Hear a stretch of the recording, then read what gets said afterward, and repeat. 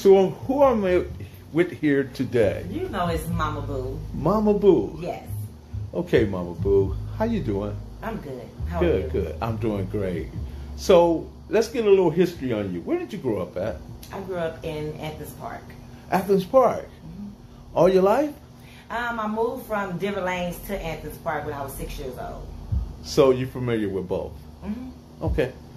So growing up, how was it for you growing up? I mean, as a teen, you know, witnessing all the things that's going on right here in South Central, how did that impact your life? As a teen, I was active with it, so it impacted my life on a dumb mindset because it was fun for me. So I would say it just impacted my life as far as in learning the streets early. Uh-huh. Wow. So you actually were in the streets? Well, I wouldn't say in the streets, like I wasn't going from pillar to post or nothing like that, but I was outside a lot. I was with the riffraff. Okay, so were you actually from a neighborhood per se, or you just knew everyone? No, I was from Athens Park. You was from Athens Park. So just no longer have you guys, okay? Okay, there we go.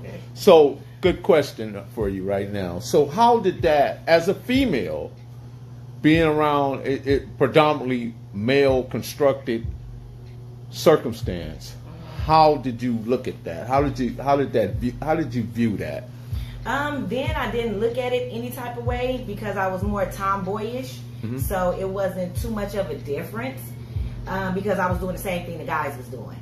So it really wasn't a difference. But me looking back at it now is one of those things where females have this thing that they are competing with other females to be the toughest, the smartest, the cutest, the roughest or whatever, and you're competing with the guys as well. Something that guys don't do. Guys don't have to compete with the females.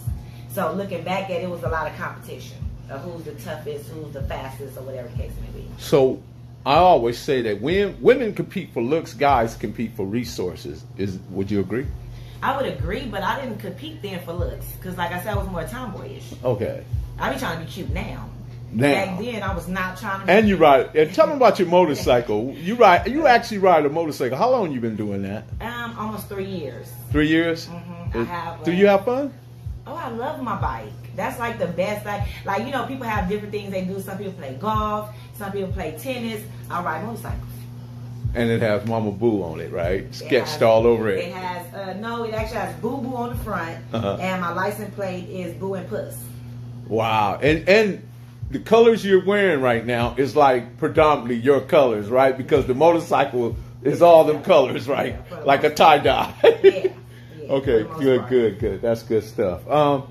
Okay, coming back to the neighborhood, right? Being around, because I actually know a couple of cats. You know what I mean? I know I'm older than you, and I don't know if you know him, but Josiah Robinson, they call him Broadway Joe, or either Joe Rob was one of my best homeboys. You know what I mean? From that side of town. And then on the other side was Don Turner. I think he was from Cook and Jarvis, though. But yeah. So, but then everybody knows Cyclone, right? Michael Bell. So, how did that impact you when you learned about what happened to Cyclone? I mean, I was still young, so it really didn't impact me. It was just more of getting the history of the hood.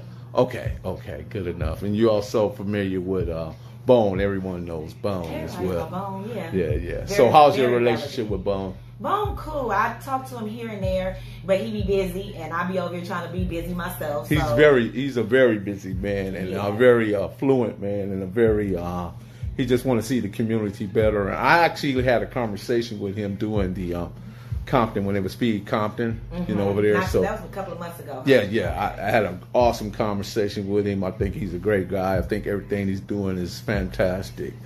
So going back to the neighborhood, and so did you have a boyfriend when you was in there, or Not you from just Athens. No? You never dated anybody from Athens? No. Well, I would say it like this: my kid's dad is older, and he's from Jarvis Street. They never claimed Athens. Okay. But as far as Cook and Jarvis, Don Turner, once again. You know, Don Turner was like considered one of their people that put that together over there. So that's why I always mention him, Don Turner. Yeah, because Jarvis and Carlton, they never recycled. All of them is like 59 years old plus, and there's no people under them. Yes. So they never recycled. Right. And I get that because... but they're in But there's so many, because there's so many people in that area that were from the Darmu car. So, yeah, I can see where people would just, you know what I mean, kind of like, wait a minute, it's too many of us right in this area. Right. But, okay, coming back to you, Moma Boo.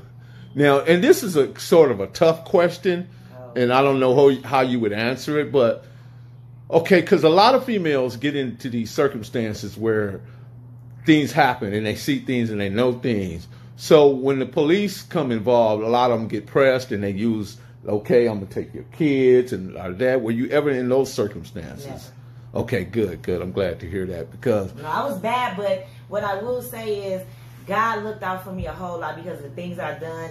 I could have been dead. I could have been still in the penitentiary. Right. None of that never happened to me. I don't have those type of stories. Who are your allies? Who are Anthony's allies? We got the Millers. We got... Well, I don't even want to speak on that too much right now because there's so much going on. I don't want to say the wrong thing and people feel like, oh no, we mad at them. So I don't want to say too much of nothing. And I respect that. I respect that. But we have a few allies, of course, still standing. So I've been hearing about the NAA.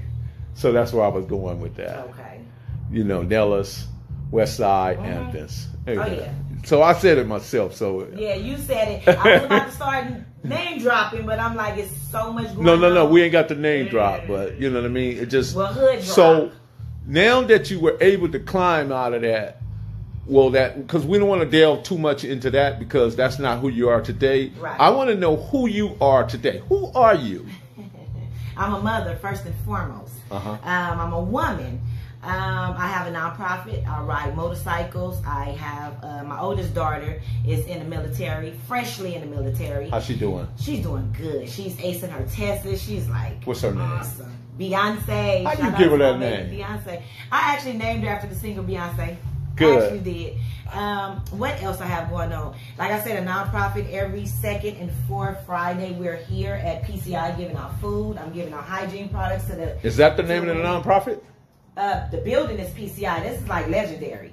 This building been here and the same people been running for years. Actually, when they had the peace treaty back in like 92, they used to come here and play ping pong, different stuff like that, pool table. It was a lot going on, but I was still a kid then. So what does that say on the back of your chair? That don't say nothing of concern. Oh, okay. That's the name of this. I need to put Moma Boo back That's what I was thinking. I'm like trying to figure out what was back there. Oh, you know? No. Okay. There's no highlights. Okay. So how do you like working in the nonprofit? I mean, what does it give you? Spiritually, mentally, physically? I mean, spiritually is highlighting. It's good, you know what I'm saying, to help someone. But what people don't understand is with the nonprofit is that we have to pay for like U-Hauls to go pick up the food. Everything is not free. A lot of people get this perception that nonprofit is just, you know, people donate stuff and you just giving it out. No, it's a lot of food. It's a lot of work. It's a lot of work. It's way more work than one would think that don't know about it. You know, with the hygienes and stuff, I have to go get the hygienes. Majority of that is out of my pocket.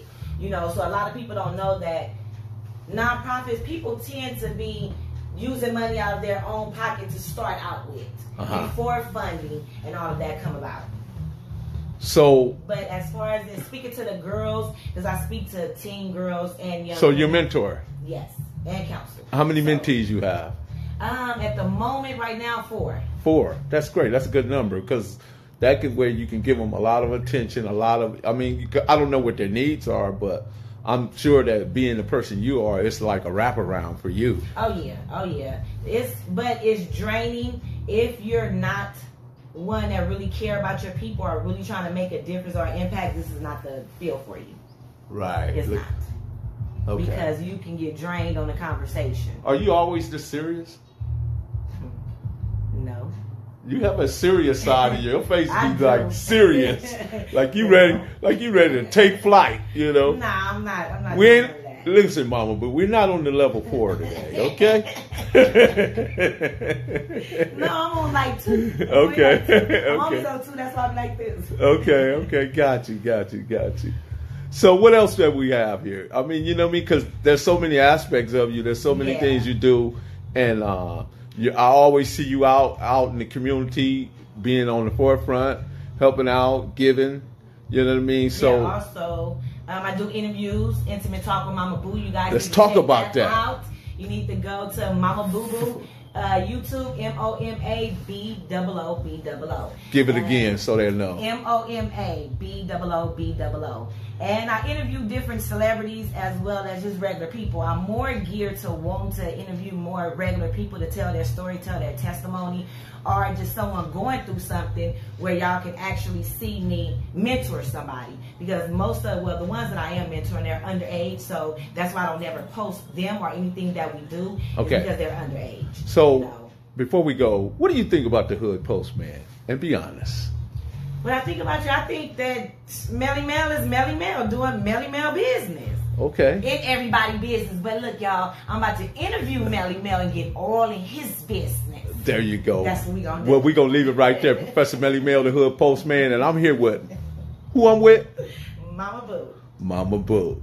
And we are out. For folks, man, we are out, man. Be sure to retweet that vibe, retweet that feeling, man, because this is all about good and positive energy. And we hope you guys enjoyed this. Remember to click that bell, subscribe, press thumbs up, man. Get my likes up, get my subscribers up. Y'all better stop playing with me. Right, and go over there to my page and get them likes and them subscribers up and them comments up as well. MOMABOOBOO, YouTube. And Moma Boo just said that. Yes. Y'all better recognize. I did. We're out.